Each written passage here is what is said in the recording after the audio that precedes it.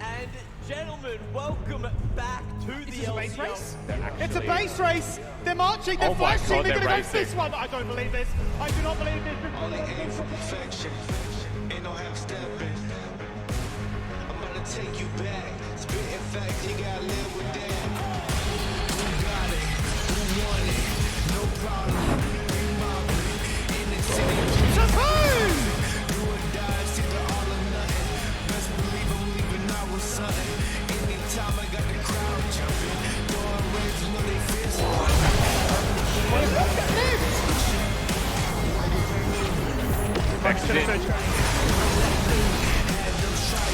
Just evaporated. Goodo locking them all in place, linking up with Kyosei. That's an ace!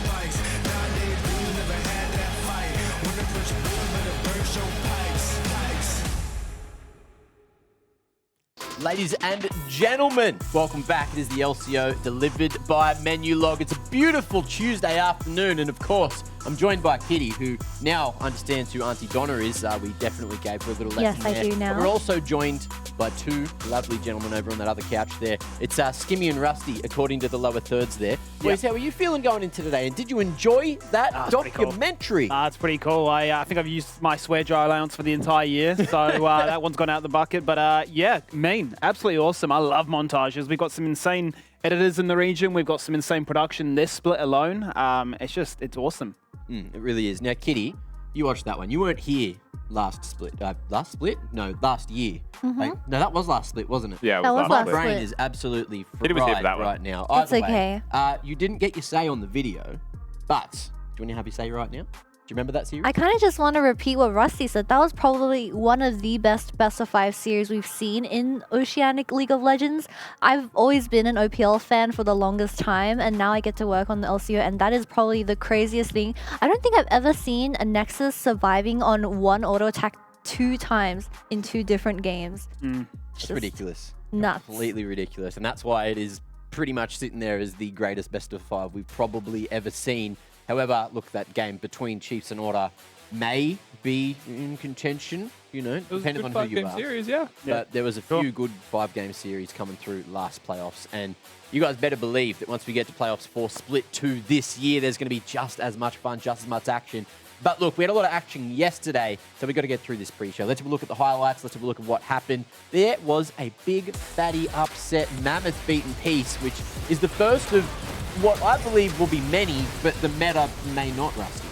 I mean, Mammoth, this is their new roster, right? So we can call it comeback mechanics, whatever you like. I don't think Mammoth were ever really losing in this game. They were scaling. They had Kale. Paprise came in. I mean, there's so much to be happy about if you're a Mammoth fan, looking forward to the rest of the season. But I also think that's kind of the running theme that is in my mind for most of the teams now, right? You've got a lot of the touted bottom 4 teams that are starting to show up big. Direwolves looking like a serious contender. Kanga showing a lot of strokes of brilliance while still not being able to find the wins. Gravitas are the one team that, to be fair, have had really difficult opponents that are lagging behind a little bit on showing that potential that we really want to see. Yeah, well, there was another couple of games yesterday. None super close. It seemed like maybe that last one, Kanga could have almost got over the line, but Direwolf, of course, just edging out in the end. That one was a pretty interesting one because we were thinking, you know, these teams are sort of battling for that 5th spot. We've enjoyed what we've liked from Kanga. What about that order game? Did you enjoy that one, Kitty?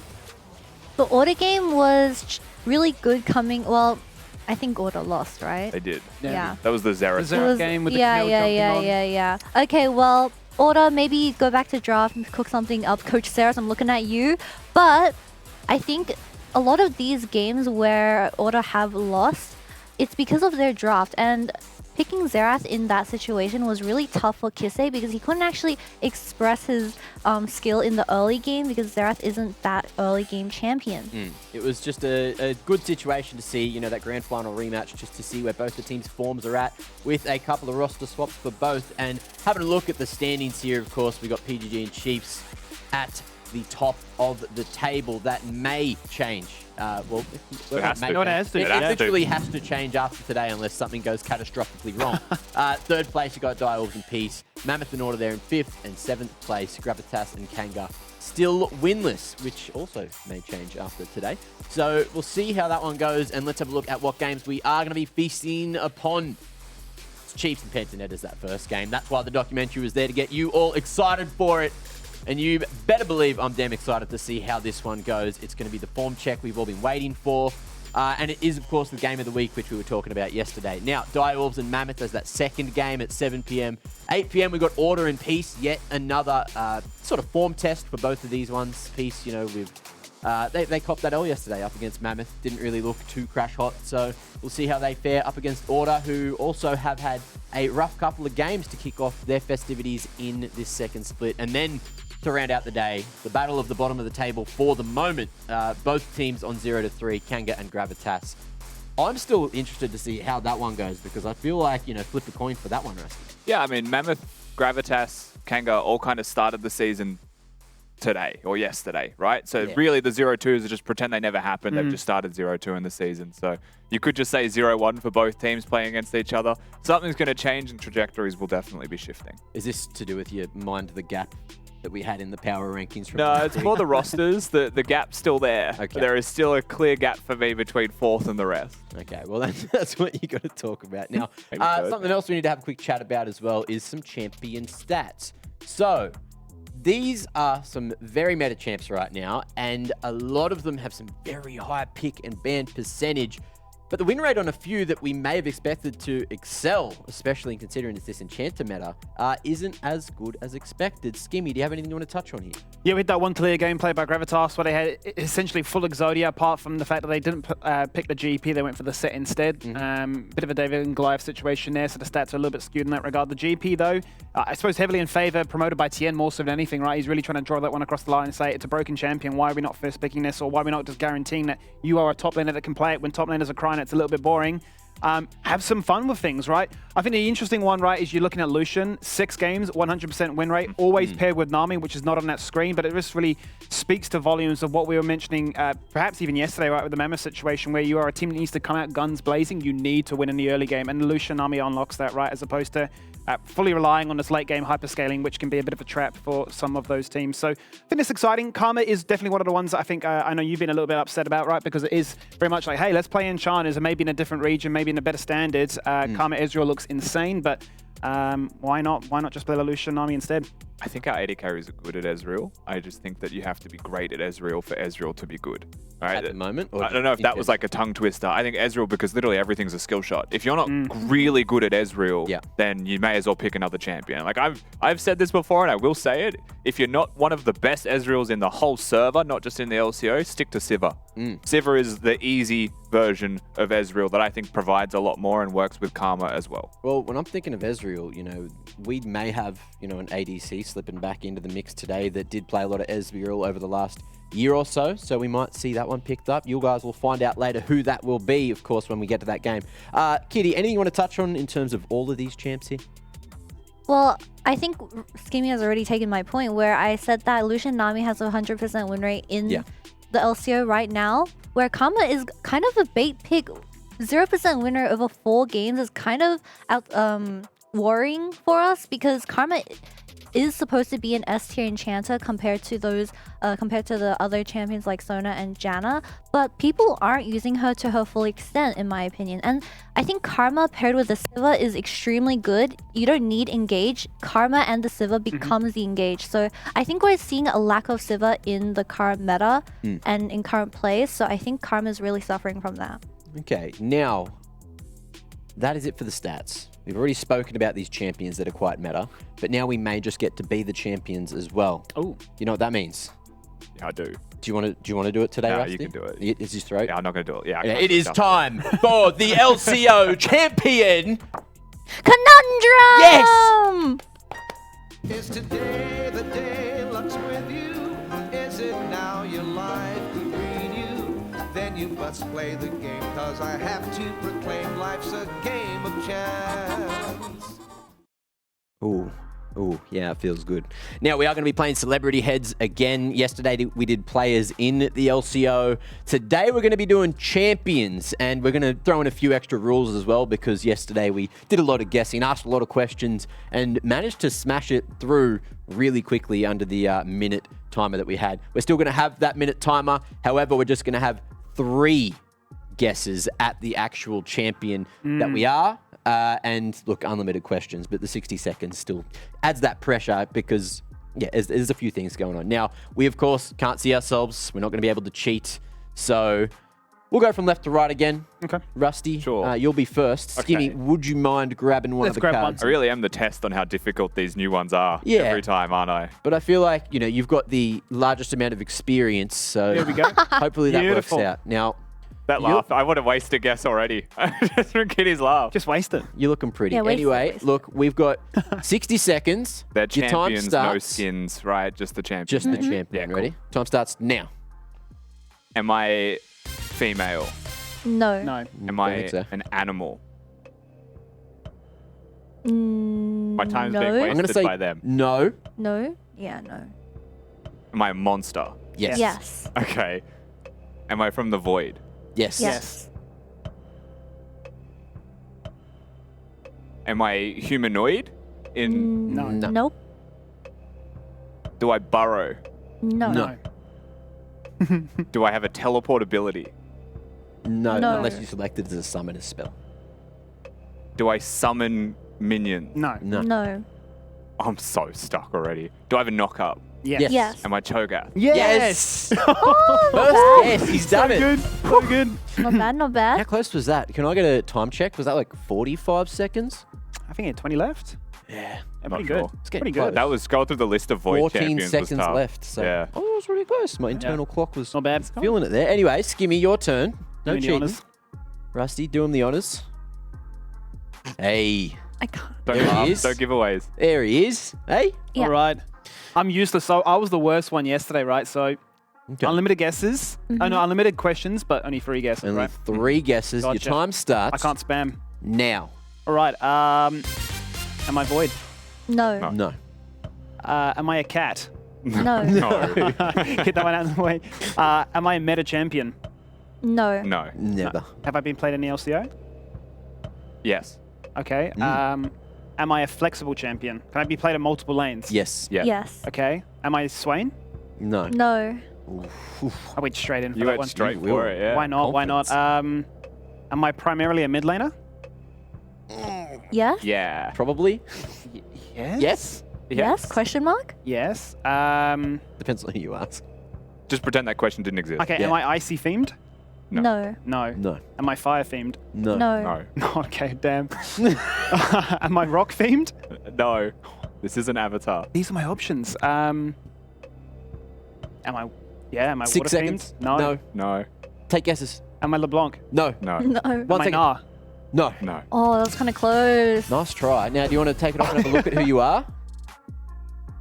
I'm it. Yeah. There's no way. A little bit of pain there. I There's felt no that. way. I felt like that was a. That was a difficult tough one. As soon as it's flexible, I was like, Yeah, it because has to be like a you said it's Swain a or primary mid, and it's not, but like it probably is. it could. It yeah. depend- Sure. That's what I said. Depends on who you In the are. LCO, it'd be more bottom because there's one person who plays it. The Yeah. one player screaming in chat right now. Yeah. Yeah. Beautiful. Now, Kitty, it's your turn. I'll hook you up. Oh. Oop. Whoop, whoop, whoop, whoop. I get so baited by Kitty's laughter because I hear the laugh and I'm like, it's Yumi. Yeah. I'm so sorry. Am I a cat was your I second can't stop question, laughing. Yeah. All right. Now, Yeah. Oy, oy, oy. boys, see? Yeah. I Yes. see it. There we go. Okay. Okay, Kitty, you have 60 seconds to guess which champion you are. Your time starts now. Am I a yodel? No. No. Am I female? No. Am I a pirate? No. No. No. Am I a monster? No. Am I a guy? Yes. Like a human? Yeah. Yes. Yeah. Am I meta? No. No. I knew that one.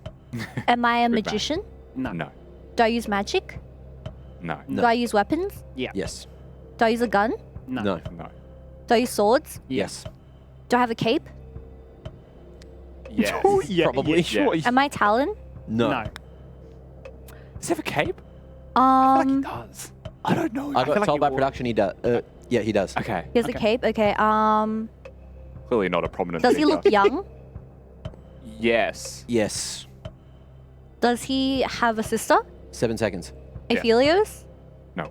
What? 1 second. Sister, Rakan. No! He's chucking Who's out there. Rakan's sister? He does have a sister, apparently. Dangerous territory. You ask me law questions, I'm lost. I thought you were on the right track. I feel like And then if- Oh, really? Wait, just Yeah. find You out. if wanna I have a say guess? Demacia Oh no. as a sister, Oh no, it's Garrett. yeah. It is. Unlucky. It is. Now, my turn. Kitty, Yeah. could you please There's just so many put the champions. jewel in my It's actually a crown? lot harder than it looks, Yeah. right? The line of questioning's a lot more difficult. Now, before we start, am I screwed? Kind of. I don't know if you would. I feel like you would notice I'm one. just blank facing. I'm not going to give you anything. Beautiful. All right, well, my time starts now. Am I male? No. No. Am I female? Yeah. Yes. Okay. Am I played in mid lane? No. Am I played as ADC? No. No. Am I played as support? Yes. Yes. Ooh. Okay. Am I an enchanter? No. No. Ooh, these are good questions. Good, really good questions. Am I an initiator? Yeah. Yes. Am I Leona? Yeah. He's so good. He's cracked the case. I didn't cheat. Definitely Twice didn't the cheat. host, eh? He's just a little bit too good with it. Too good. Apparently, you can name the champions. Like I'm it's nothing. very Yeah, impressed yeah. with myself there. I'm not gonna lie. Anyway, we got time for one more. Who wants to be the bonus round today? I think you do. You only went for 20 seconds. Very good. Well, I'll see if I can do it in 40. Got a Let's real try round that. out of him. Absolutely. Let's have Leona it. did feel like a very easy, like Compared to this. you see, you see a lot of Leona. You don't see a lot of. Okay. Is this difficult? Okay, wait. Yes. Yeah, Yeah. Beautiful. All right. we're not reacting for no reason. Okay. Okay. Okay. My time starts now. Am I male? No. No. Am I female? No. Am I human? No. Am I a monster? Y- Yeah. Yes. Yeah? No. No, nah. No, you're not a monster. Am I Not made really. of stone? No. No. No. Am I played in the jungle? Yeah. Yes. Yes. Am I from the void? No. Am I a spider? No. Am I a dragon? No. Am I... Ooh. Female jungler. Female-ish jungler. No, we never said No, we female. didn't say Oh, it's not female. female? Oh, okay. Yeah, yeah, yeah. We said kind of yeah to a monster. Oh, no. Oh, my brain. So far, we know you're a jungler. Yeah, I know. Can I be played in other roles? No. Oh. 5 seconds. I know. I just have absolutely no Matt, idea. you played round this guess. champion. You played this this champion. champion. Ah! Say it. Ah! Kazakhs? No, you like this champion more than that. You always want to Was it see it in the Belvet? LCO. You want to see it in the No. LCO. You've played No. this on a show match. You've quite literally said his Ramis. name Yeah. a lot of times. I thought Ramis was a male. I don't know what Ramis. I don't know. Ramis I is like- actually don't know. Damn. I was so stuck on not knowing. Like, I wanted to say animal, not monster. Yeah. Because, Is like, he an he's, animal? he's an I thought armadillo. of Ramis, but isn't I he? thought for some reason... I thought it was a turtle. Type 1 in Twitch chat if it's a male. How many turtles have spikes Type- on their back? 2 in Twitch chat if it's a female. This Type one does. 3 in Twitch chat if it is just nothing. Please. That one was confusing. And we can get that checked because I'm real sad. I would put Ramis feel like in the I should've animal got that. kingdom, not the monster kingdom. I Yeah. don't know if that's just my bad. I feel like if you say monster, it goes down the void. Yeah, because it's not a monster, right? Like, Elise isn't a monster. Elise is animal and humanoid. Yeah, I think my brain got stuck on female because of that's my bad for the questions. Stuck on I should female? have just been better Could at have been asking like this questions. question, like, do I do more damage than a yes or am I solo queue games? Yes, I'm Ramis. Either way, guys, that is it for the LCO Champion Conundrum today. I've dropped a plant. I'm so sorry. But look, you guys at home, you get me smiling at the start of the broadcast. I got angry yesterday. I told you I was grumpy at you all, but I believe we've got some extra submissions today from the fans. You guys have been ready and waiting with your fingers to type on keyboards and send in those submissions. We want to hear from you guys at the LCO on Twitter. What you would bring back, a game mode of sorts, a map of sorts, whatever you want to call it, if you could get something from the past and bring it back. Dominion, Twisted Tree Line, I don't know, Earth is still kind of there, but you know, other modes, etc. Now, I believe we've got some submissions, so let's see what you guys at home have sent in to have a look at. Ducky, DVCKY _ Dominion. Best soundtrack in League history. It's fast, it's fun. Crystal Scar is the best map ever. Dominion was ahead of its time. If it was in the game nowadays, I wouldn't play SR. Preach, Ducky. Yeah? True. I got a fun fact for you. Yep. I think I am the only ever tournament winner for Dominion in Oceania. My team of 5 won a tournament for Dominion. There's only been one. I don't even know what Dominion is. This is before my Yeah. time. What is it? What's Dominion quickly? It's a game mode that was like It's like a capture donut point, map. circle, Big circle. capture Yeah, point. to collect Yeah. the like thing, and all champions did the wave. It was Yep. one of the original ARAM maps. You got to do that when we come back to camera, because that was Kitty great. in the club. But we have yeah. one more to have a quick look at. Who's this one from? It's Emerald, hide and seek. Is that a game mode? Same Hide map, and seek. Dominion. Was it? Oh. Yeah. So Dominion used to have a lot of custom maps. So like the original ARAM, I think, was all random or bot, which was on Dominion. Yeah. Yeah. Right, which kind of went forever because you just capture points to win instead. So this was another version where you played in like the midsection of the map where there was brush. Best map of all time. Okay, well, you guys send in your answers over on the Twitter sphere. Go find that one, and we'll bring up some more answers as the night goes on. But for now, before we jump into the match discussion, Kitty, I need you to do Explain the map again the for the dance viewers. they were doing one more time. Now that you're on camera. So, all champions. Yeah. Like, all champions did this. Okay. Oh yeah, because they were capturing it. No, I know what you mean now. Yeah. Beautiful. That's all I wanted. Thank you. Now. We've got a game to talk about. It's Chiefs and PGG, the one you guys may have been waiting for all week so far. And let's talk about Chiefs first. These guys have looked so damn good coming into this split with Aladoric there just initiating, roaming up a storm. He has seemed to be the key piece of the puzzle that has gelled everything together. Topoon, of course, going absolutely nuts up in that top lane. Losing a 1v1 yesterday, though. Need to point that one out. Limit testing a little bit, but also having a good game on Kennen. Skimmy, do you want to tell me what they have to do today to take down PGG? Big ask. I think right now these are the two best teams in the region. Their stats speak for themselves. They've had some really solid performances, and no doubt both are going to be really hungry for all these kill streaks. They're the ones that lead the line when it comes to quadras. No Pentas, though. That's what we're really upset about. No Pentas have been found today, but if Chiefs can take down Order in such a fashion, and it becomes a really interesting question as to like how do they face up against one another. I guess the excitement from that in last split was they hadn't scrimmed, so they were finding each other out in a full best of 5, but now that they've shown a lot of respect to each other in their interviews leading into this match. There's a little bit of cheesy banter between the likes of Tally and Praedyth as well, but I'm really excited to see, where that focal point comes from, because right now Topoon's stats are inflated, but he's been absolutely popping off with damage, whereas you look at BalKhan and Yuri, and those guys are just putting in a monster shift. Yeah, they've been going off lately. Now, Chiefs in particular, Kitty, do you have anything you want to say about them before we start talking PGG? I think everyone has their eyes focused on Raes because he did play those really flashy champions like the Draven. But my eyes are still on Arthur because I think he's really stepped up this split as a carry jungler where he is able to make those plays and put up, have set up for those ganks. Where last split, I don't think we saw that from him. And I think this was a huge improvement because of the addition of Aladoric to the team.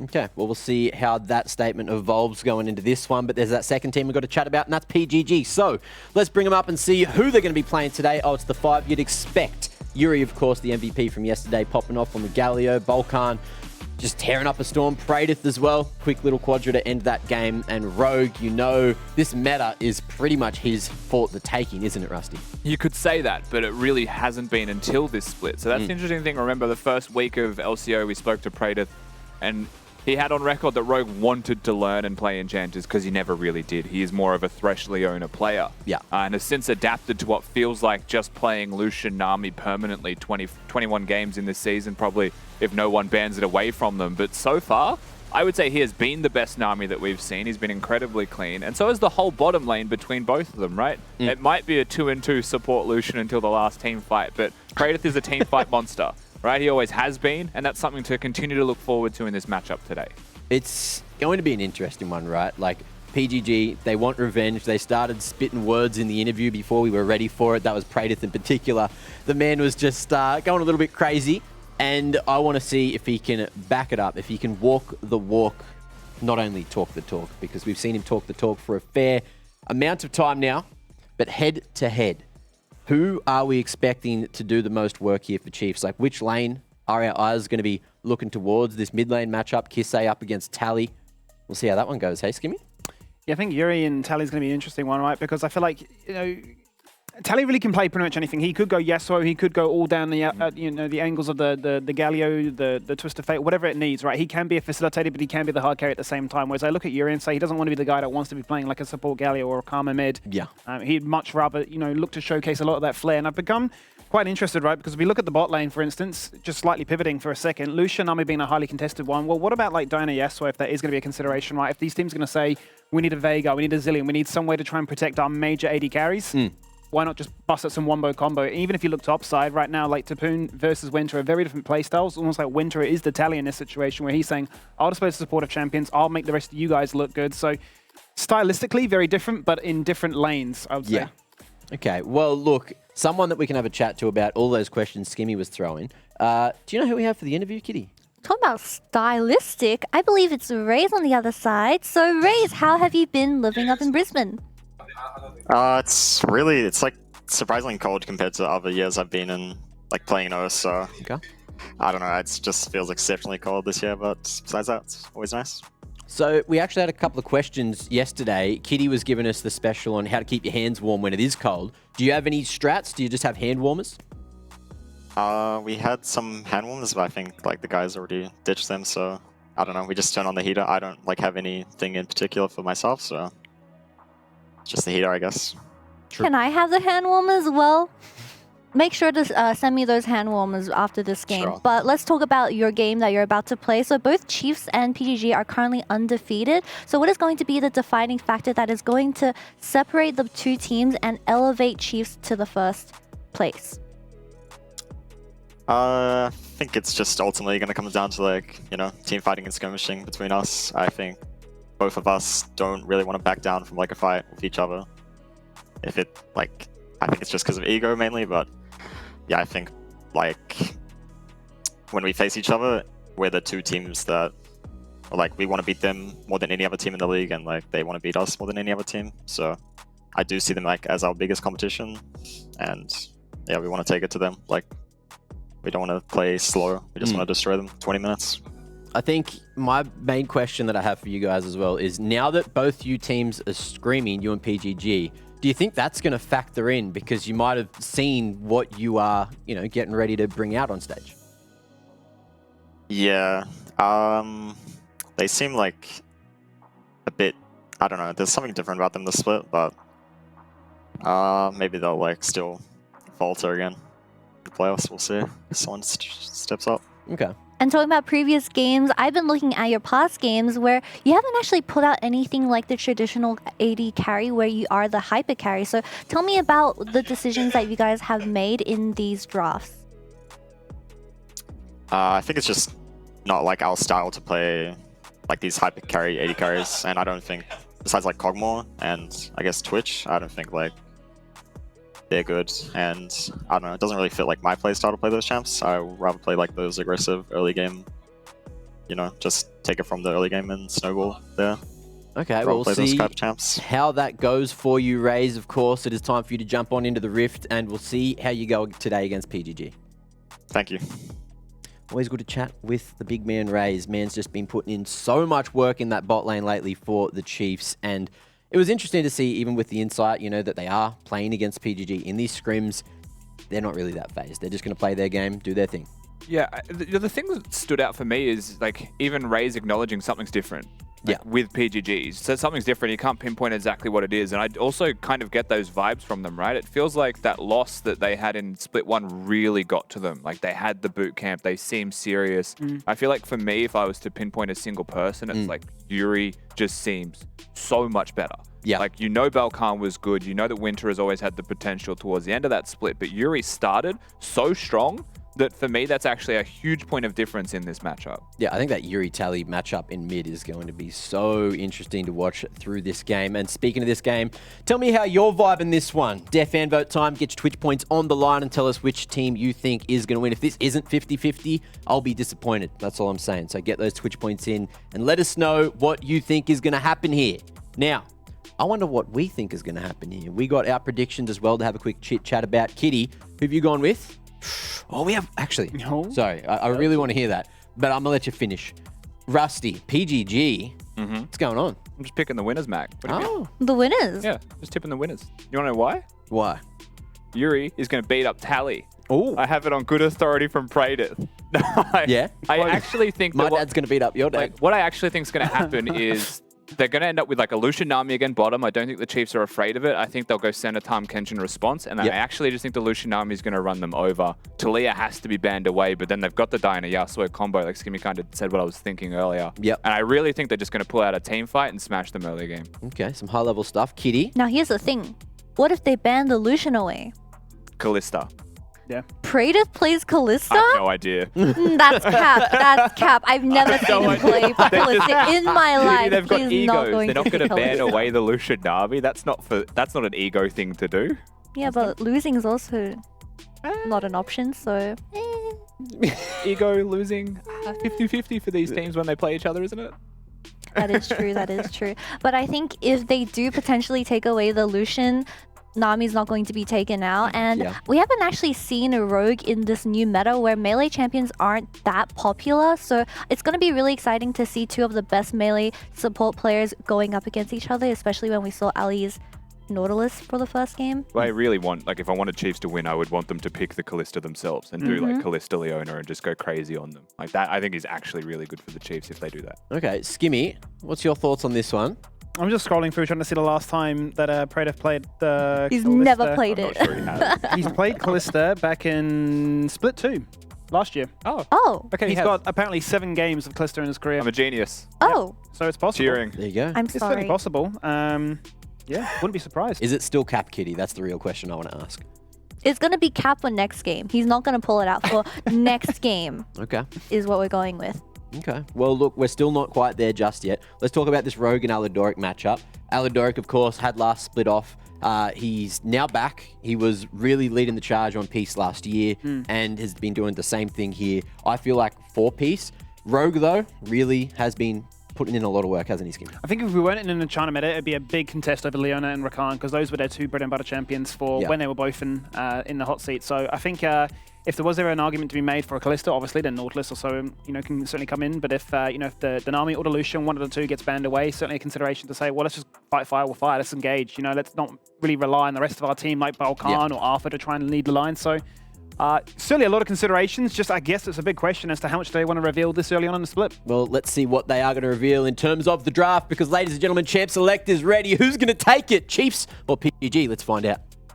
Yes, we shall find out. And I'm actually really excited for this one because, we saw the documentary. We saw just how much it meant for those players. And, yeah, obviously we were in a studio here. It felt like a grand final. It felt like it really warranted a crowd to be there. But it's exciting to see. Now we're here again. Their egos are put aside, mate. Their egos are put aside for Absolutely draft. has. Regular Put the season, foot down. what are we banning? They say, look, Raes, you love Ezreal. It's your most played, ban that away. But hey, Praedyth, you're playing a lot of Lucian Nami, so let's take that off the board too. Yeah, and it doesn't ban out the Nami, but banning Lucian does. It removes the duo. And the one thing about bot lane right now in League is that there are basically duos running around everywhere. So, for example, Senatam Kench, I think is still just there to be picked, where they've taken away the Ezreal options, they've taken away the Lucian options. You've also got like Jinx Lulu, stuff like that that's still going to be available, Aphelios Lulu, etc., etc. How good. Gwen GP in a rotation. I mean, look, you're leaving up a lot of great options, right? Because you are going for those very targeted picks. So meta is obviously going to flourish, but surely you're thinking as the Chiefs, if it's not Senatam Kench, have PGG just got away with murder?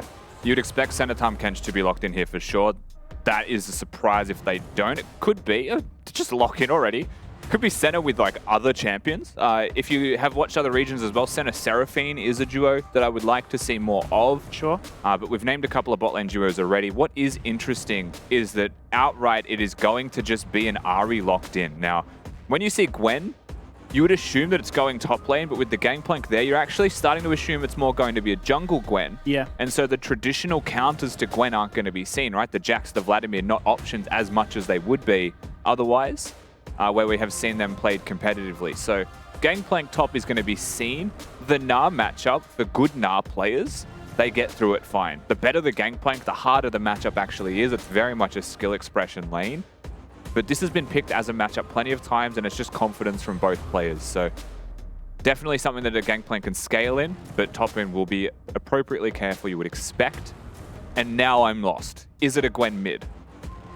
I mean, it really could Gwen be. mid has been played. I mean, Gwen really has had a history of being very flexible for all the different lanes, right? From all the different changes. Even Viego could be made a similar case for as well, right? As Riot looks to try and adjust and, I suppose, target where they want those champions to be played. But Internet certainly have got a comp that says, we want to skirmish, we've got late game insurance policy, and it's all on Chiefs now to look to try and find those initiations or those pick targets. I feel like the Chiefs are actually drafting a composition at the moment, right? Like, you've got really good pick with the Ahri, the Wukong, team fighting when you bring a Gnar into the game. I think PGG on the other side are building what we would call a dudes comp in TFT, I suppose. Sure. They've just got the strongest in role champions. They're just picking a strong... Legendaries across the board. Yeah, as strong a champion as possible, but not really considering too much of a comp just yet, right? Gangplank, Viego, Gwen, none of them are going to be primary engages, all very good complementary engage, however. And these are the kinds of things that make me feel like we have to have some kind of engage option bottom, or you're playing a kite back comp outright. So that's where like your Cog Lulu comes into consideration.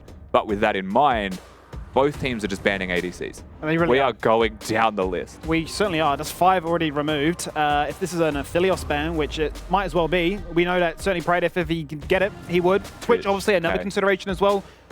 Xayah Rakan, definitely a decent option here, and it kind of fits the bill of exactly what we thought. Coming into this patch, it did feel like Rakan was one of the few remaining supports that can engage that are also considered enchanters, in a sense, right? Very flexible and, of course, can work nicely with it. The other thing I was thinking of was a Kalista comp, but at the same time, you know, Chiefs have no requirements to go crazy for that if they don't want to. They've actually gone conventional Nautilus with an ADC, so they can still do that. Senatarm Kench is going to be banned away by them, which is very interesting for the Chiefs. That's their preference of duos. A long time deliberating on whether or not I go for this Kaiser or not, isn't he? I mean, it's certainly a champion that was very strong for a while, has had multiple different builds. Would they ever consider going for this one? Yeah. They do. They do. Another question becomes, do you deny the Rakan? And that was my big talking point, right? Is that we know how good Aladoric and Rogue are at this champion, so surely. If you pick Rakan, they get Leona for free, and then they have Engage, and they have a winning lane. So you have to just keep that in mind. I think denying Rakan from Xayah Rakan is fine. Aladoric, like you can highlight as well. Many a times we've said this, he is just one of the best in-slot Rakan players. It's not a Leona. It is a Nautilus that can still do fine in lane. I personally would have liked Leona, I think, a little bit more. But this definitely still works for them, right? The ultimate is not committal in the same way that Leona works. It's just, you know, one of the 2 engaged champions that exist down there. This is now... For me, I think PGG rounded out their composition exactly in the way that you wanted. Yes. Right? Very hard to walk into them is what I'm looking at. 5 champions that make it impossible if you step towards them against a comp that wants to step towards them. How do you ever get to Praedyth? Well, that's it, essentially, right? I mean, between knock-ups and barrels and displacement and stuns, by the time you've made it to him, he's either flashed, he's cleansed, or at the worst, he's had to hit that Featherstorm, right? So a lot of area control. And just, I guess you would say, as you said before, you know, a dude comp which is Exodia, but at the same time, well-rounded. Yeah, like Nautilus people think is an engage support, and while it doesn't have to be. It can also be peel. So Nautilus actually does have that flexibility there and can be very valuable. Looking at the Chiefs composition just a little bit more as well, now it is on your screens. It has been traded. Topoon on Gnar is a signature pick. Arthur on Wukong actually now very flexible in his pathings, can look for level 3 ganks with the ability to dash over walls. Ahri into Gwen is not the most often seen matchup, to put it simply. Gwen can definitely be fine if you can use the Mistshroud on the Charm, but I feel like it's going to be priority and push as much as possible for Tally. It's probably what his primary focus will be in the lane. And Kai'Sa is one of those champions that works really nicely with Engage, works really nicely with Dive, because you can put the team fight with your comp. And that is definitely something that the Chiefs have. So it does feel like we have offense and defense in this game. That's kind of the styles we have from both teams. And it's such a different look for Raes as well, right? He has not played this Kai'Sa at all this year, even when it was that go-to champion, when players were being hyper-aggressive with it. The last time he played it all the way back in the summer of LCS, this time last year. Exciting times as we load ourselves into the Rift for the very first game of the night. It's the match of the week, the rematch of that great best of 5, and a chance to see how these 2 fantastic teams are already 2 weeks in. As we do that, we missed the man on the moment last week, so we'll catch up with him now. Babip, how are you, mate? I'm good, how are you? Yeah, really well, really well. Great to have you with us. I have to ask, you know, you look at how PGG are playing. We've heard from Raes as well saying there's something a little bit different about them, but who would you say is going to be your toughest opponent this split? I think As of right now, since it's still early in the split, I do think it is PGG. I mean, historically, even last split, it's always been like very close games versus them. So, as of right now, it's definitely PGG.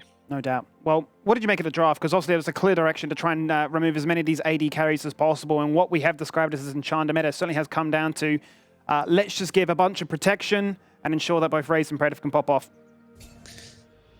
In drafts, we didn't really expect them to pick GP and Gwen. Like, we were expecting like a trade. But we're still pretty happy about how the 4-5 went with the AD carries and the bowling matchups that we got. So we're still pretty confident about this draft. Yeah, fantastic. Well, speaking of the draft and speaking of your position, congratulations, obviously, in being the head coach now. What has it been like stepping into that role coming into Split 2? Last split, since I was doing some like coaching towards the end of the split, I learned quite a lot, like with my position change. There was lots of learning from last split to take into this split, and yeah, I think that's going to be like the difference between winning and losing this time. That's what we want to hear. We know, obviously, how many times you've been to Worlds and such a successful player in your time as a jungler. Looking forward to seeing how the boys play tonight. Fantastic. Thank you, Babbitt. Thank you very much.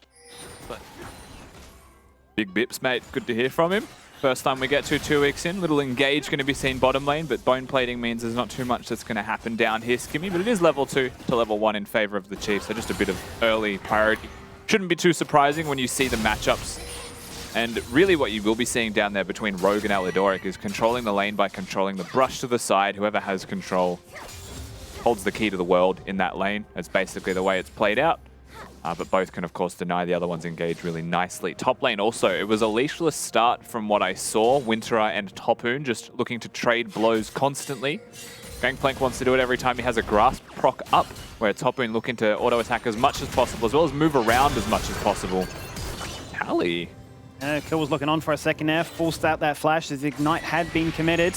Looking for that flash. There's the stun, and there's the snip. It's an easy first blood here for Pentanet. Yeah, lovely play from BalKhan, actually channeling his Shroud and the W at the same time. The stun, invisible, impossible to dodge without the flash there. And there's really no way to react to Viego's stun, especially with the flash. He's one of the most annoying champions to counter by dodging. So nicely played by them. Of course, Chiefs now going to have a little movement of their own to protect Tally, just in case there's a repeat offense.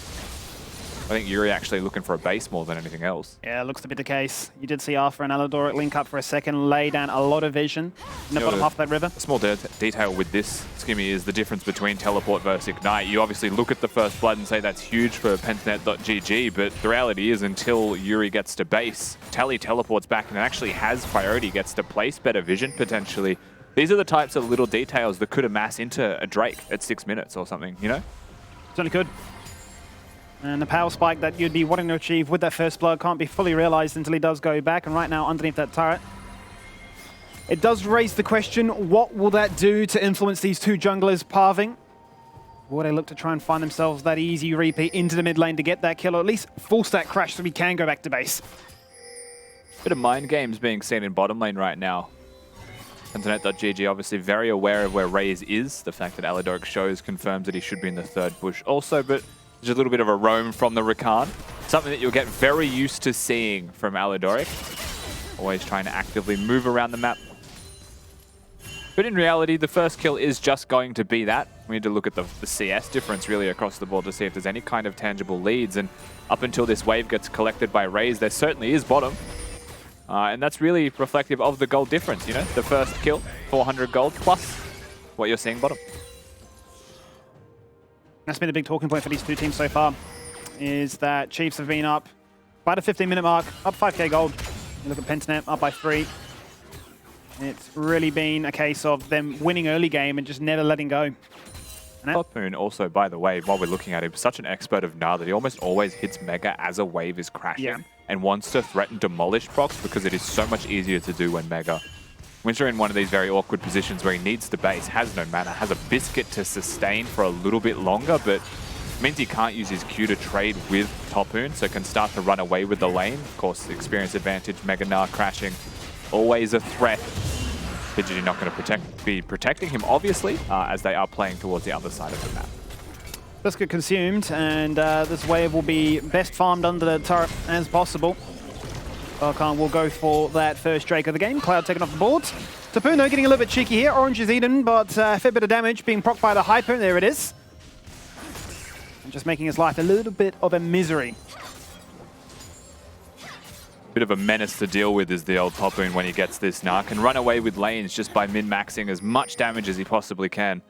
So far, so good, of course, for the top laner of the Chiefs. Gets that free reset off with his wave, what seems like in an average state. Teleport's going to be used by Winter in the end, so it's a slight advantage. Chiefs, looking at bottom, you know, you did see the CS advantage, but as the wave state is concerned, it is still very favorable for them. Super difficult for Praedyth to exist. Mid was that 1 point of difference where the kill should have added up to be a small lead for Yuri, especially with those summoners now up and available. You will have Ghost and Ignite before a flash ever comes back, so you can definitely look again. We'll look to see what they can do on that. As Praedyth's going to look to try and crash in this wave himself. And bot lane, Aladoric just going to step up slightly. Going to keep them interested. If they can keep the wave here, fantastic spot for Chiefs. And it's staying. So, I mean, immediately from this position, you should be looking at where Arthur is to see if something will happen. And more importantly, do PGG have any knowledge of where this Wukong is? Because if they don't, then they have to assume this freeze is risky for them. Right now, he's going to be doing blue buff 7 minutes, 20 seconds in. I'm sure both junglers are aware that second spawns of camps are going to be up. A nice control ward would see him if he moves in the river to top, but I don't think it has spotted him just yet. But still, you have to assume. You can even see now a back ping onto the Gwen and the Viego moving towards their blue. So match camps means that Winter should be passive here in how he plays, just knowing the Wukong could be nearby. Some great cross-map vision on either blue buff to keep eyes in the sky as to where those junglers could be at any given moment. And Chiefs do get a hold on to that crash, or that freeze rather, in the bottom lane. Does free up the Pentanet bot lane to start their roam towards mid and see what's happening. It's also 8 minutes on the clock, Skimmy, so they're not just moving towards mid, they're moving towards the Rift Herald. The second time I think we've seen this from Pentanet.gg where they bring both bottom laners up here. Topoon threatening, but numbers definitely belonging. Oh, a flash hook just barely missed there by Rogue. Topoon doesn't have to commit summoner himself. He can just jump away. Basic ability looking for it, though. Chiefs want to answer the call and say, we're grouping up. It's the first fight of this game. Only 8 minutes in. They jump straight into Rogue, and he's just gone. No level 6. No chance to even do anything after that one. No flash. And no dash, as Tally says, well, I've got the Spirit Rush. I've got chance. Mega. And I've got resets. I'm looking for it. Topoon jumps in. Oh, it's a bit of a Gnar. But it's not the biggest one they were after. They can't really find that stun against the wall. Aladoric jumps in and knocks up 3. And they found 2, have the Chiefs right now. They've not lost a single member, and they're still keen for more. The Blade recall, or the Feather recall rather, doesn't actually claim a root. And then a flash away from what would have been a charm connecting from that Ahri. And it is just going to dissipate into a smaller skirmish in the end, but so many resources were expended for it. Rift Herald itself. Where did that go? Went into the hands of Praedyth. So not exactly in the place that they want it to be, but still they get the objective. All things considered, it was very difficult for PGG just because they were going for the objective as well as the fight. And I will say, of his own volition, Aladoric effectively wins that entire skirmish. He is an expert on Rakan. He hits the knockups when he needs to. And you saw the prime example of it right there. Excellent time to strike. BalKhan so close. Oh, so he hit close. him too. He really did. Actually did damage. Just in the recall window. Agonizingly close there. Topoon could have been punished. Topoon hands in the air saying, not even close. We'll see this again. Rogue is separated from the rest of the team, of course, trying to just keep them at bay, keep them busy. Immediately dead. Just immediately gone. Of course, a level 5 Rakan can hit that crowd control and lock him down. Topoon, you think this is a 4-man ult. Praedyth's reaction time, exceptional. It is just a 1-man Gnar. Disengages for the rest of his team. Tally with the 3 stacks of the ultimate there off that first reset, however, was able to close a lot of distance, and Aladoric, like you saw, really nice W. And positionally, Chiefs are in a prime spot, right? The fact that Arthur jumps in, they isolate out Rogue. Topoon's always threatening from the flank, so how does the rest of Pentanet look to try and step up and assist them? And it's not an Aftershock Nautilus or anything like that, right? He's super vulnerable to dying if the engage goes onto him and he's not prepared to counterpunch. And the team definitely wasn't. Rogue level 6 now, however, can react to plays much more successfully. Spending a bit of time here in the bot lane. I'm going to try and force this one out. The flash, the quickness, and then they just make it look easy. Praedyth is gone. The kill's being picked up by Raes. And BalKhan is in the area, but the Chiefs just too quick. Just absolute confidence from the Chiefs, right? It's Aladoric with the flash there. They know they can make the play. Arthur with this Wukong has the follow-up like you would expect to see. And we spoke about this during the draft. It is effectively offense versus defense in this game by draft. One team wants to go forwards, one team wants to kite backwards. Chiefs with the first real step, making the first real play themselves, not being forced around the map, and it is very successful. Big for the Kaiser. Back to base they go, not too far away from evolving that first ability in the queue. The Acathian Rain feels so nice once that's there for those trading patterns, especially out of the minion waves as well. But that's a great little trade for them in the bot lane, and that brings the gold lead now in their favor. Everything will kind of slow down for the present moment. You've got no Drake for a while now that has been secured. No Herald for a while also. Just probably farming towards those mythics more than anything else. This is cute from PGG because they know Chiefs at base, then Praedyth will just get the free money from this summon. It could be 2 plates and some BalKhan top. Yeah, BalKhan hasn't been spotted. Great use of the scries there. The head goes down, but it's not about to be followed up from, because look at Arf on the wide flank. Look at to try and answer back and make this a 2v2 with the top laners and the junglers too. Telly is rotating from mid now. Look at to try and really force the numbers advantage as they are to overextend, but look how much respect Pentanet are showing running all the way back to their tier 2. Winterer has got Gangplank ult, right? So there's no actual way they're able to siege the top lane turret. Most of the wave gets trimmed down like you're seeing, but it is close to 1 plate secured for Topoon. And Arthur just hovering, making sure that he's protected. And our favorite soul for the Chiefs, I think it is fair to say, from what we've seen from them so far, the Hex Gate. It certainly is. It really is. We do love to see a little bit of Hex Gate action on the Rift. We'll see how these teams can look to utilize it to its full effect. No doubt the AD carry is very happy about that exchange, where everybody went roaming towards top side. Solid experience, free items. A chance actually for Praedyth to hit that Gale Force. And really nice vision from the Chiefs, right, with their movements up there. Spots Rogue off the reset. He deploys towards top side, but really is just clearing vision and is spotted. So he's going to come back down towards bot lane. BalKhan on the bottom side of the map as well. So there's no real plays to be made. They've been completely diffused. Note, of course, with the Gale Force that you highlighted, there's no lethality builds anymore. Probably not even seeing lethality Sivir, really, either, if we do see that champion. Do you miss that? Back to the credit, I don't miss it a bit. I like AD carries going AD carry Much builds. more in your face. Same with Xayah. I think if we do see Xayah again, it will be a crit build. She will be. And that will be more exciting to watch. That one is good fun.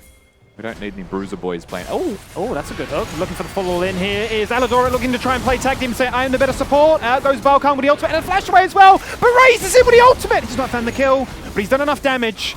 As they've taken out BalKhan, and now the Chiefs want more. Waiting for that reset and a 2-man knocker, but a great, once again on this Feather Storm, he just jumps up into the air and says, you can't touch me.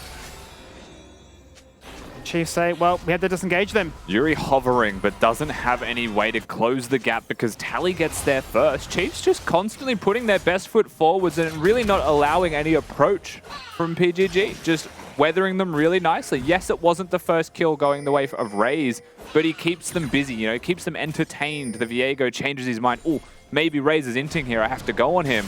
And he just disengages. The hook's nice, right? The engage seems nice, but Arthur's here. He's just in the area hovering. You know, goes straight in, just dashes away, just runs away, buys space, and creates space for Arthur to actually close that gap and use R2. Back into the game, however, objectives off resets to be seen. Very close game. But a second ult spawns that it will be claimed here by the Chiefs to look to try and utilize it to its full effect themselves, as we do have a very fed Wukong. 2-0-2, the only one in this game with a bounty.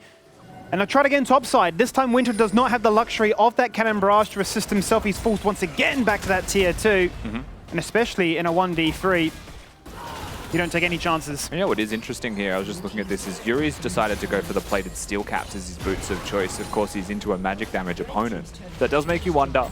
But Rakan doesn't really have something that you can use Merc Treads on, right? It's a knock-up that's really unavoidable. Wukong has a knock-up, Gnar has a throw and a displacement, not just a stun. So perhaps he's just putting more priority on saying, I'm going for Raes. I'm just going for Raes, so I'm getting armor. It's an AD build, and he will be doing less damage to me. And I don't think an Ahri's hitting me because I have a Shroud and I'm immune, by the way. So annoying once Gwen gets those tank items online as well. All you need is that Rift Maker and you're essentially complete by that point. Tally really playing with fire for no good reason there. Chiefs are going to be on the hover now, however. In fact, both carries looking mid. Herald to summon. And Arthur coming mid with a definite confidence about him. Note that Drake is going to be up, so it could just be Summon Herald go to Drake. Take a little Hex Flash across the wall there was Rogue. Whether or not he's waiting for a moment to chuck at the hook just as those minions fall on down. The moment passed as did that tower.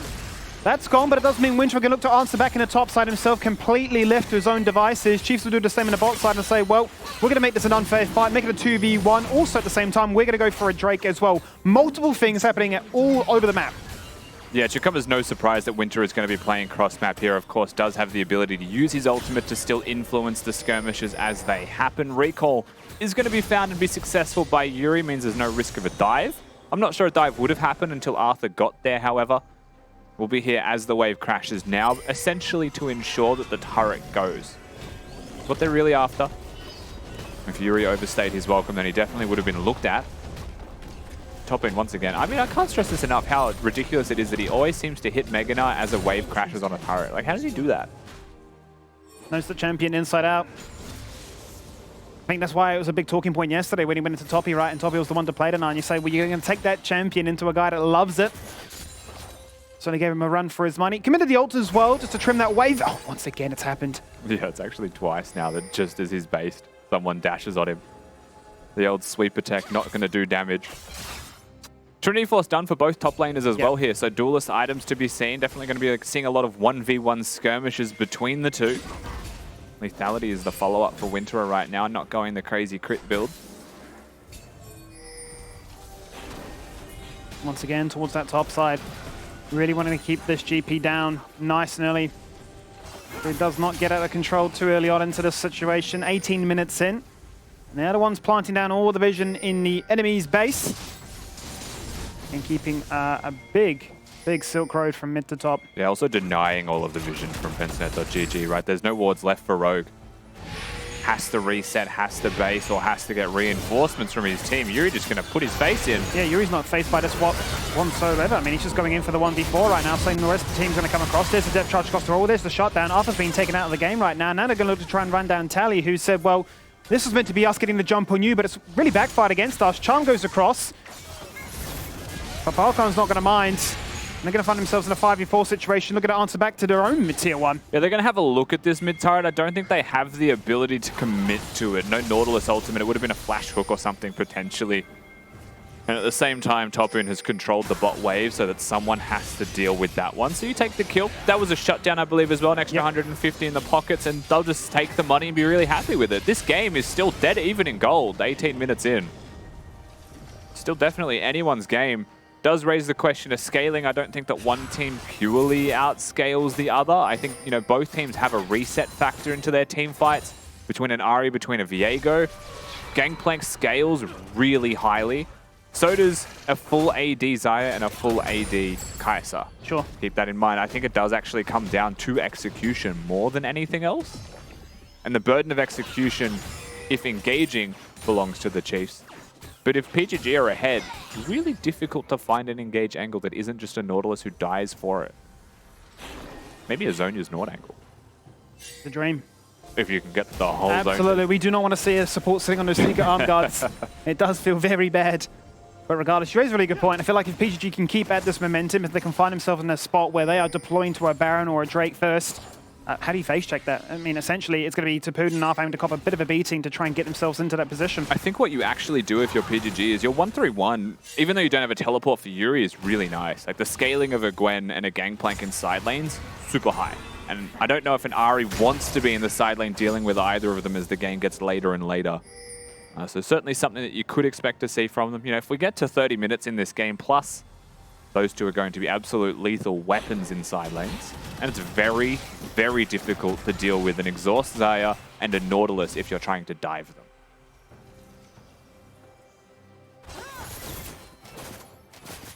Well, there won't be any Nocturnes to worry about. No Gallios, no global pressure in that regard.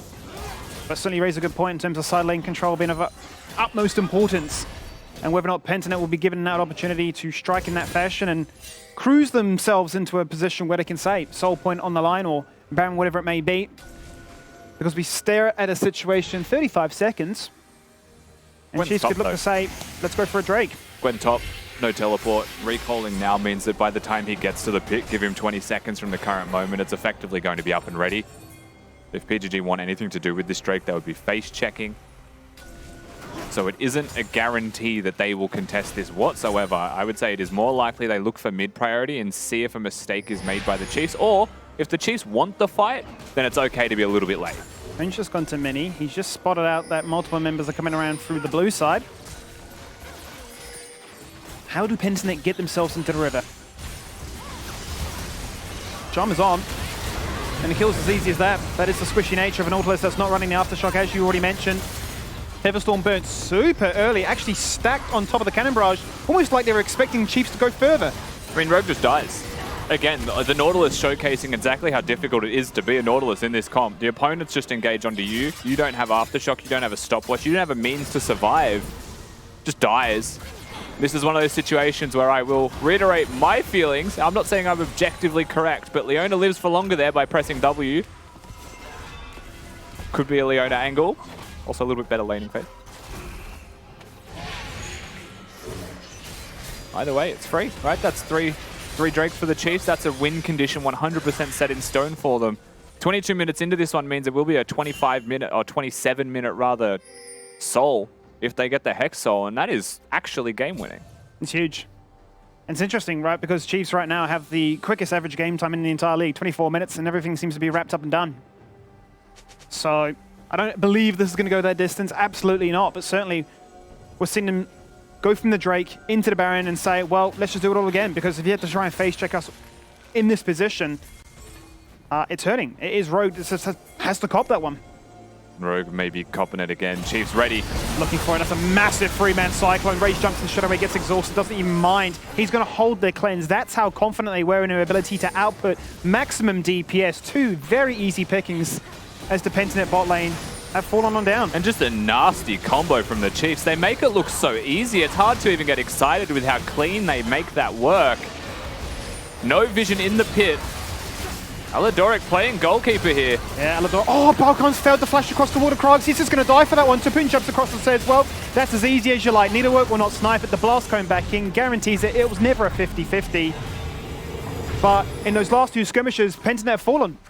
They just keep having to face check and they keep dying for it, right? They're not setting up anywhere with any kind of priority. They just get bested here. Chiefs, 3-men knock up, Rakan follow up, Xayah goes straight in. Praedyth, not even a chance to react. Just gone.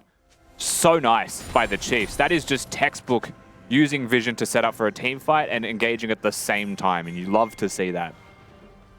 They're so proactive, just roaming as a squad, getting there first, making moves literally like this. The vision has been paying off absolutely huge. Well, Raes now sitting on 2 items. He's got the Kraken Slayer, got the Phantom Dancer as well, and he's got a stopwatch on top of all that. Flash, cleanse, it's there. Did not have to be burned, and in such a comfortable spot to set up Siege once that expires. Coincidentally, Baron goes and Soul's up. Really difficult now for PGG to find any kind of semblance of control right now on the map. If Yuri's going to be split pushing, that is the teleportless member. Not that Winter has one himself. And Chiefs will be able to continue to push with Reckless Abandon. Topoon also Mega Gnar right now threatening 2 people on him. So it's easy for the Chiefs to just respond bottom, seeing 2 there. That's a whole turret. It's gone. They're inside the base at 25 minutes looking for that first inhibitor of this game. Nice little sidestep there from Winter. Not going to fall victim to this one. A late reset from Yuri. He's put in work. That's the ultimate gone from Tally here. Last charge dissipates in just a second. Well, Aladoric's game there. Oh, He's the ultimate. He's not found what he's after. The Cannon Barrage is there. Knocks them all up. There is the Glacial Augment finding success as they wanted. BalKhan can't find that reset. He just dies in an instant. Needlework not going to be finding its target. Not going to be finding its mark. Topoon jumps in and takes out that Star 80 carry. Praedyth is gone. He hit the Featherstorm, the flash. He did everything he could, but it just was not enough. And in an instant, in a blink, and you would miss it. 25 minutes in, and Chiefs say, it just does not matter. Is this just a one-man team? Is it all about us? Is there no other team in this league that can really contest us? Because the Baron is still there for another 50 seconds. They're on to that second Nexus turret. They're going to find another charm. Yeah, sure, have some vitamin C. But you're going to need some more vitamins than that to feel good about this one, because the game is done. The Chiefs just make it look easy. They get 1 Baron, they just win the game. I think that was 25 minutes roughly on the clock. And it does seem like right now, One super team just a cut above the rest. Exceptional performance by the Chiefs. Draft, execution, planning, strategy, you name it, the Chiefs have done it well in this game. And it felt easy, which is really weird to say when we're looking at our top 2 teams both undefeated in a matchup. So close for such a long time until we get to that Drake, until we get to that Baron, it just explodes. Yeah, it really feels that way. Also, shout out to Aladoric getting out of those player camps as quickly as he could. He did not want to be there. But also Raes, he fixed up that celebration. Arthur got a couple of head slaps in today. You know, looks like they've had that powwow over last week and they fixed things up in the Rift. Looking real clean with it, as well as the post-match celebrations. Now, Kitty, any big takeaways from that game? Did you think, you know, that Rakan in the hands of Aladoric was just too much for them to deal with? I think Ali's Rakan is probably one of the best Rakans we've seen in OCE, but I do want to talk about drafts. So I saw Gangplank and Gwen on the same team. Yes, Gwen is really broken, but if you look at Chiefs' comp, they had Xayah, Rakan, Ahri, Wukong, Gnar, where they have gap closing and they can get into your little immune circle, and they have tons of CC. So Gwen isn't the best champion in this game, but maybe Yuri had something planned from those scrims. And I really want to applaud Arthur with his Wukong. I think for a lot of these team fights, he was the main initiator where he got a lot of those good team fights started. And if we're looking at bot lane, I do like the Rakan just a little bit more than Nautilus. I feel like Nautilus in the current meta, he looks a bit clunky, if you know what I mean. So overall, I think it's just Chiefs played better and they had the better form today. Yeah, it was a little bit worrying for Tally, you know, when Yuri managed to get that first pick at mid. I was thinking maybe that could have been a bit of a swing nice and early for PGG, but Chiefs, unfazed, still just managed to fight their way back into the game like it was absolutely nothing, Rusty. Yeah, very straightforward from the Chiefs once they had the ability to get the leads right. It was the Herald fight at 8 minutes, I think, that really set it off and showed exactly why something like the Nautilus just wasn't working for them in the way that perhaps Pentanet.gg wanted. I'm not sure Rogue did damage in a team fight because he was the first to fall every single time within a second. And I mean, it reflects in damage dealt, sure, but that's also matched by just quietly the Viego, who did nothing but ult away. That was a terrible game from BalKhan by damage dealt. No chance to hit anyone. That's how quick team fights went. But on multiple fronts, right? There were times where he was getting baited out by the fact that, you know, I think we saw in the bot lane primarily, Raes goes in, he turns around for a second. You want to run for the hills at that point, right? You bought time, you bought more uptime for the rest of your team, like the Wukong and so on, to keep, you know, spinning to win, essentially. And even in that last team fight, right, he's looking to try and find himself an angle into it, and he says, oh, I'm just too low. It's just not happening. So dude's comp not good. Yeah, well, apparently if you just stack a bunch of legendary units, unlike TFT, it just does not scale into the late game. Yeah, it doesn't seem to work maybe as expected. But that's that conversation about Viego, right? If you're not getting those resets, if you're not getting those kills, then there's just so much more value in playing a different kind of jungler as well. We had that conversation over the last couple of days. And BalKhan, look, I just like a few of his other champs better than that one. So maybe PGG can change it going forward. Also, you know, that Rakan pick was just purely to make sure there wasn't that Xayah Rakan, you know, combo down in the bottom. Aladoric saw it and said, look, you know, we got to make something happen. The ADC lock-in took a long time. You could tell they were having a pretty in-depth discussion about what they wanted to play, what would work here, just to try to counter what it looked like PGG were going for. Can we talk about how they banned out 4 ADCs and like Gangplank and Gwen out? Like, maybe Raes was talking about that kind of ego. I mean, the thing, like, no one expects you to pick Gangplank and Gwen. You can hear Babip was surprised in the interview as well. So that is weird to me that was locked in. I think that Gwen, if you're going to play it mid as a flex, you pick it first without the Gangplank, and then you show the enemy mid laner to see if it's a matchup or comp where it's viable. Picking both has a really high innate risk to it, which is definitely something that got attacked here by a dive comp. Yeah, well, someone that did a lot of the attacking, a lot of the initiating today for this game was the big man on the Wukong. It is Arthur, who we're going to have a quick chat to. Arthur, how are you feeling after that W? Also, quickly, how are you feeling with Raes doing the post-match celebration with you properly? Well, this time he did it finally, so I'm really happy with it. Also, I'm really happy with our team film Seda. Beautiful. And something that puzzled us was that Gwen mid lane. So what did you think when you first saw PG locking that Gwen, and how did you approach the game? Where it's like common thing you trade Gwen and GP, but like however they like pick Gwen and GP, so I like confused a lot. But I guess he played Gwen on solo queue, so we kind of knew it. So we know how to reverse it. Okay, now I want to hear from you about what was going on in that conversation before you locked in the last 2 picks for draft. You could see Raes was hovering Kaiser for a long time before actually going for the lock-in. Were you guys just trying to decide what was going on after looking at what PGG had picked up until that point? We wasn't really sure what to pick, honestly, like 4-5, because there's like a lot of basic spans, so it's like no options for him too much, so I guess we pick Iceberg. Beautiful. And I think in this split, you are really the shining star of the team, where you guys have the addition of Aladoric. So tell me what it's like playing with a new support player on Chiefs. Aladoric is like really aggressive player, which is like comfort with me. It's like I really like to play aggressive as well, so me and him is like has a pretty good synergy right now. Very good. You love to hear it and you love to see a bit of Arthur on your screen, but unfortunately we have to say goodbye. But you get to have the rest of the night watching the LCO and enjoying it. So, you know, Arthur, congratulations, and we'll talk to you later. Congrats, Thank Arthur. you. Always good to hear from him. He got cut off, but he did say thank you again. I don't know if you guys heard it. But that was a big, big win from Chiefs today. Now, instead of just, you know, picking the Dare MVP, we're going to have a bit of a discussion today about who we think it's going to be. So, contenders, you guys, who did you think sort of popped off the most? Did a lot of the Game was tough. This work? game was tough to have like a singular MVP. I think I would pick jungle or support here. Okay. And my support bias is like shining through, I want to say, Aladoric. Okay, he did do a lot of the setup in a lot of those team fights as well. He won the 8-minute fight. So And that's when the game was... that basically won the game. Okay. Well, how about we just give it to Aladoric and support bias agrees? Well, I was kind of thinking Tally, because I think it's something that I focused on, because I've been staring at Tally's build on Ahri for the past 20 games he's played on Ahri, and he actually did something a little different today, where he built a very strong and carry type build. And I was really impressed by that, and I think he did really well. So if I were to give MVP, I would give it to Tally.